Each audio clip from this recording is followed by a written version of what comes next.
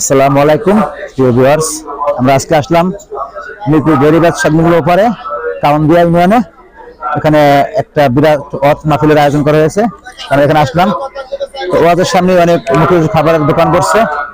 তো আমরা আজকে আসলাম এখানে নয়ন মুন্সি নামের এক মামার ঝালমুড়ি, খুব সুস্বাদু ঝালমুড়ি, চুই ঝালমুড়ি। মামা এখানে কি বিক্রি করেন আপনি? এখানে আপনার চুই ঝালমুড়ি আছে, আমার চুই ছোলা আছে। এই অনেক মাল আনছিলাম ওয়াজ মাহফিলে, আলহামদুলিল্লাহ বেচে কিনা হয়েছে অনেক। এই যে চুই ঝাল, হ্যাঁ, এটা ওকে চুই ঝাল বলে।